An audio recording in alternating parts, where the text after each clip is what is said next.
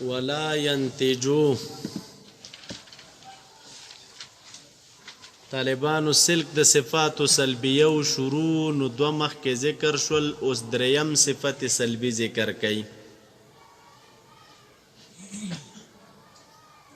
لا ينتجو دا جمله فعلیه دا او قانون مونږ ذکر کړی چې معرفت د مشتقاتو چې دی دا موقوف دی په معرفت د مبادیو باندې.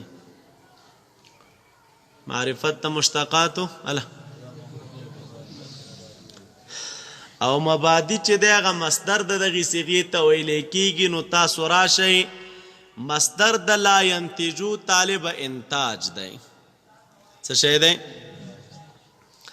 نو باب افعال دے، ماضی تینا انتجا، مضارع تینا ينتجو انتاجن، او مجرد دی چی دے راضی نتجا ينتجو نتجن. اوس دیزی تراشی چی انتاج د دی مصدر دے، نو انتاج چاہتا ویلے کیگی. نو یو د انتاج معنا لغوی دا او بل د انتاج معنا اصطلاحی دا. انتاج په لغت کې اخراج مثل الشيء الحي عن بطن الشيء توي. اخراج مثل الشيء الحي عن بطن الشيء، راويستل د مثل د یو شي ژوندي دي د خېټې د یو شي نه. یو ژوندی شی راویستل خو چې د هغې مثل وي د یو شي د خېټې نه دې ته څه ویلی کېږي؟ انتاج ویلی کېږي. دا چې مو وویلي چې اخراج مثل الشیء، نو طالبه مراد په مماثلت سره یا مماثلت بمعنى العام دی، نه معنا خاصه، او مماثلت په معنا خاص سره دا خبره کورستو دا عبارت دی د اشتراک د شیئینو نه په حقیقت نوعی کې. دو شیان د یو بل سره شریک وي په حقیقت نوعی کې، چې دو شیان افراد د نوع واحدي، نو دې ته مماثلت ویلی کېږي په اصطلاح د منطقیانو کې. او مو پیژندنو دیزي کې مماثلت په معنا عام سره دی.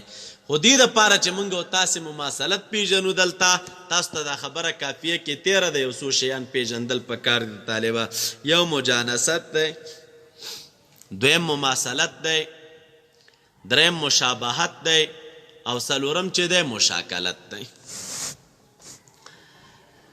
مجانست اشتراک الشیئین فی الجنس ته ویلی کېږي. دو شیان په یو جنس کې سره شریک وي نو دې ته څه ویلی کېږي؟ مجانست. یعنی دو شیان د یو بل سره په جنس کې شریک دي، یعنی دو شیان افراد د جنس واحده وي. نو افراد د جنس واحده خو لاندې انواع وي که نه، لکه انسان او فرس دا دواړه د یو بل سره شریک دي په چا کې؟ په حیوانیت کې. نو دې ته څه ویلی کېږي؟ نو مجانست ته چا نه عبارت دی؟ اشتراک الشیئین، دو شیان سره شریکېدل په جنس کې، دې ته څه ویلی کېږي؟ لکه انسان او فرس سره په جنس کې شریک دي چې هغه حیوانون دی، نو د انسان او د فرس په منځ کې څه شی دی؟ مجانست. دویم طالبه مماثلت دی. مماثلت چاته ویلی کېږي؟ وهو اشتراک الشیئین فی الحقیقة النوعیه. دو شیان د یو بل سره په حقیقت نوعی کې شریک وي. په چا کې شریک وي؟ په حقیقت نوعی کې. یعنی مثالا دو شیان فردین د نوع واحدی وي، لکه زید او بکر. دا دواړه سره یو بل سره شریک دي په حقیقت نوعی کې. هغه نوع څه شی ده؟ انسان کنه. انسان نوع نه د حیوان دپاره. د جنس لاندې افراد څه شي وي؟ انواع وي. او د انواعو لاندې بیا څه شي وي؟ افراد وي، اشخاص وي. نو تاسو ګوره دا زید او بکر د یو بل سره په دې حقیقت نوعی کې شریک دي، نو دې ته څه ویلی کېږي طالبه؟ مماثلت. مشابهت چاته ویلی کېږي؟ مشابهت اشتراک د شیئینو دی په وصف خاصه کې. په چا کې؟ په وصف خاصه کې. نو دې ته بیا دوی تشبیه وایي. دو شیان د یو بل سره په یو خاص وصف کې شریک دي، دې ته دوی تشبیه وایي. او تشبیه کې تاسو قانون پیژندلی دی. څو شیان وي؟ تشبیه ارکان اربعه غواړي. نو کوم کوم دي پکې؟ مشبه، مشبه به، وجد شبه او عادات ته تشبیه. مشبه، مشبه به، وجد شبه او عادات ته تشبیه. دا په چا کې وي؟ دا په تشبیه کې وي. په چا کې وي طالبه؟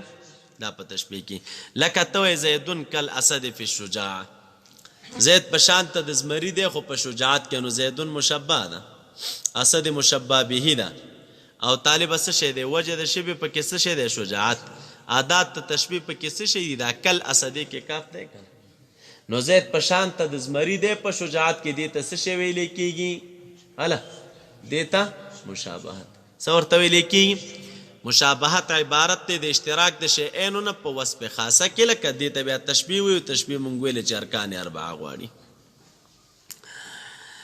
بل طالبه مشاکلت دی نو مشاکلت چاته ویلې کېږي وای مشاکلت عبارت دی د اشتراک د شیئینو نه په شکل کې دو شیان د یو بل سره په شکل کې شریک وي په شکل کې لکه طالبه تاسو که فکر کړئ د منی په موسم کې په جوارو کې داسې یو تور غوندې شی وي که مو پامي بار هغه وږو سره د جوارو په ځای باندې نو داسې تور غوندې شی وي را ګول شانته که نه نو هغه شکل ته که ته وګورې نو هو په شانته د خټکي دا واړه خټکي نه دي مغزې ښکاري که نه ګول شان نو دې ته څه شی ویلي طالبه مشاکلت ویلی کېږي مشاکلت یا لکه تاسو پام یو رقم مڼغونه ورته وایي د دشتو کې چې دی کېږي دا پنچرو شګو کې کېږي د خېټې درد دپاره ترخې دانې وي هغه خلک خوري تاسو د هغې شکل ته وګورئ دا د وړو خټکیانو شکل ته وګورئ دا سره یو شی دی دې ته مشاکلت وایي دوه شیان د یو بل سره په شکل کې یو وي نو دې ته مشاکلت ویلی کېږي هم پېژندل څلور شیان مجانست اشتراک شیئین فی الجنس مماثلت اشتراک د شیئینو فی النوع مشابهت اشتراک د شیئینو په وصف خاصه کې مشاکلت اشتراک شیئین په شکل چې کلم دا څلور شیان وپېژندله نو اوس راشي طالبه انتاج چاته ویلی کېږي انتاج چې یو شی د بل شي د خېټې نه وتل نو دې ته انشاء ته ویلی کېږي انتاج نو د خېټې د ښځې د خېټې نه ماشوم راوځي که نه راوځي دا د ښځې د خېټې نه چې ماشوم راووته نو دا دواړه افراد د نوع واحدي دي څه شی دي طالبان دا هم دا ښځه او دا چې کوم ماشوم د خېټې نه راووته نو دا هم دا دواړه د یوې نوع افراد نه دي چې هغه څه شی ده یو مور ده او یو پلار ده خو دواړه انواع د چا دي دواړه افراد د چا دي د یوې نوع دي چې هغه څه شی دی طالبه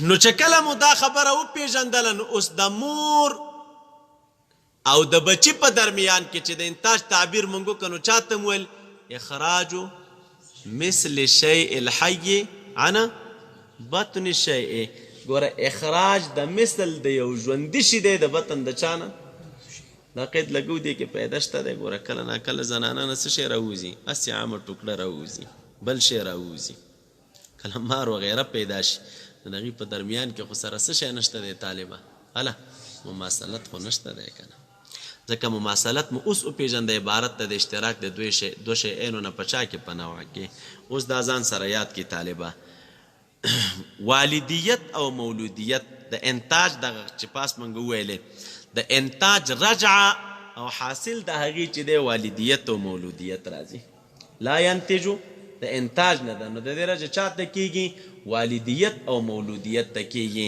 خو دا قانون ځان سره یاد کا چې د والد او د مولود په درمیان کې به څه شی وي طالب علاقه د مماثلت وي د چا وي والد به د مولود دا به د یو بل مثل وي والد به د مولود مثل وي او مولود به د والد مثل وي چې کله د دې دواړو په درمیان کې به سره مماثلت وي نو پاس تعبیر موږ او تاسو وکړو ته چې د والد او د مولود په درمیان کې مماثلت وي نو کله ناکله خو داسې کېږي که نه د اسپې نه قچر نه پیدا کېږي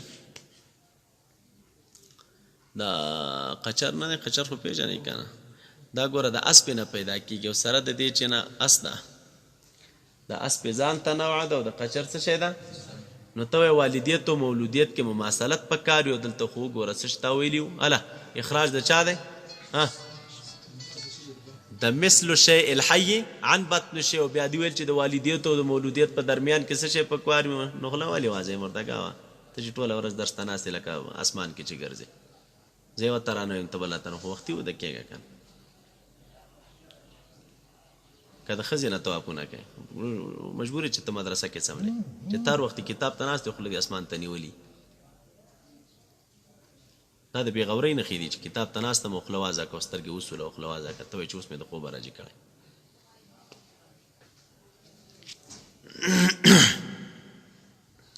نو تاسو ته ما ویل چې دی وی د والدیت او د مولودیت په منځ کې څه شی پکار دی؟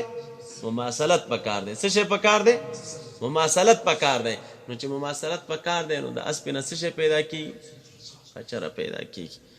د قچرې نه طالبه د اسب نه قچره پیدا کیږي او دلته خو دغه د مماثلت نشته دی که نه. نو تاسو ته ما وویل اوله کې تاسو ته ما وویل چې دلته موږ د مماثلت نه دغه مشهوره معنا نه اخلو، بلکې د مماثلت یو بله معنا هم شته دی چې هغه عبارت ته د چا نه؟ د اشتراک د شیئینو نه په اوصافو نفسیو کې. د اشتراک د شیئینو نه دو شیئین د یو بل سره شریک وي په اوصافو نفسیو کې. هلکه اوصاف نفسیه څه معنا؟ اوصاف نفسیه دا معنا اوصاف نفسیه هغه دي چې دا په موصوف کې د اصل خلقت نه پیدا کیږي. د چا نه پیدا کیږي؟ په موصوف کې چې دی دا د اصل خلقت نه پیدا کیږي او د موصوف نه په یو وخت کې هم نه جدا کیږي. کله چې دا شی پیدا کېده او دغه اوصاف پکې و او دا اوصاف د ده نه په هېڅ وخت کې نه جدا کیږي نو دې ته اوصاف نفسیه وایي. په دې ځای باندې تاسو مازغه خلاص شوله. او بل اوصاف غیر نفسیه دي دا هغه دي دې ته اوصاف عارضیه وایي، عارضیات ورته وایي چې دا په یو موصوف کې پیدا وي خو د اصل خلقت نه نه وي، وروستو پکې را پیدا شوي وي، وروستو پکې را پیدا شوي وي. دې ته اوصاف ویلی کېږي. هلکه خلک وایي چې پلانی د پلاني څه شی دی؟ دا پلانی د پلاني صفت دی. دغه صفت په پلاني سړي کې شته دی خو لیکن دا صفت نفسي صفت نه وي، هسې څه شی وي؟ وروستو ورته را پیدا شوی دی او وروستو ورته را عارض شوی دی. دې ته څه شی ویلی کېږي؟ نفسي صفات ورته ویلی کېږي. نور به ماسخوتن مدرسه کې سملی کور ته لاړ نه شي غیر د جمعې د شپې نه. جمعې شپې به کور ته ځي او نو ته مدرسه کې اوسه. د مردګانو ته ما ودونه کړي دي که بله هم په دې مردارو څه ټوشه ده تاسو.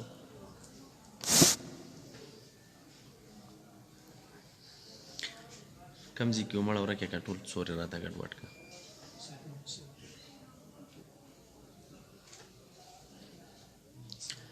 نو تاسو اوس وګورئ خانو کله نا کله مماثلت دغې شي ته ویلی کېږي. دوه شیان وي سره او د یو بل سره شریک په چا کې وي؟ په اوصافو نفسیو کې سره شریک وي. په چا کې شریک وي؟ په اوصافو نفسیو کې شریک وي. هغه معنا د مماثلت نه مراد چې کومه معنا د مماثلت موږ پاس ذکر کړله. نو دلته که قچر دی او که استی طالب دوی په اوصافو نفسیو کې دی یو بل سره شریک دي، په جنس کې سره شریک دي چې څه شی دي؟ هغه حیوان دی. یا دواړه په فصل کې سره څه شی دي؟ شریک دي وغیره. نو دې شي ته هم څه ویلی کېږي؟ مماثلت ویلی کېږي. نو مماثلت که په دغې معنا عامې سره موږ راواخلو چې دوه شیان د یو بل سره شریک په اوصافو نفسیو کې وي نو دا بیا په قچر او په خر کې سره راتلی شي. او که مماثلت په هغې معنا خاصې سره واخلو چې اشتراک د چا دی؟ د دو شیانو دی په ماهیت نوعي کې، دا معنا بیا دلته سره نشي موجودېږي. چې کله تاسو انتاج وپېژنده نو اوس دې ځي ته راشي. انتاج په اصطلاح د منطقیانو کې چا ته ویلی کېږي؟ منطقیان انتاج چا ته وایي؟ وی خروج النتیجة من القیاس. خروج د نتیجې دی د چا نه؟ خروج د نتیجې دی د قیاس نه. قیاس راوتل، نتیجه راوتل د قیاس نه. دې ته څه شی ویلی کېږي طالبه؟ دې ته په اصطلاح د منطقیانو کې چې دی انتاج ویلی کېږي. دا نتیجې ته نتیجه ولې وایي؟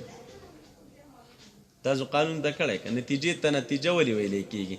وایي نتیجه د انتاج نه ده او د انتاج خو خپله معنا موږ او تاسو ذکر کړله چې دغې شي ته ویلی کېږي اخراج مثل شیء الحي عن بطن شیء.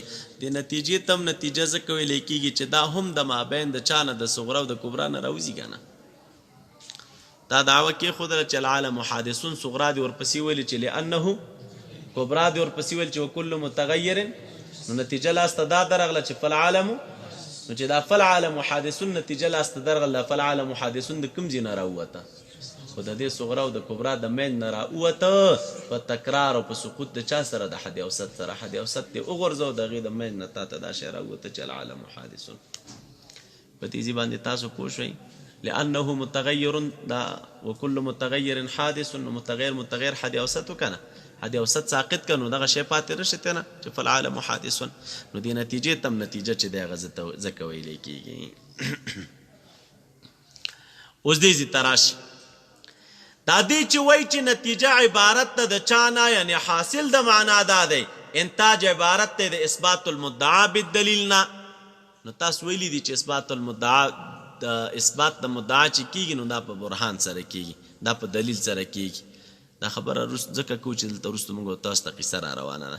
دا په دلیل سره کیږي او دلیل تاسو ویلی دی، برهان مو ویلی دوه قسمه دی.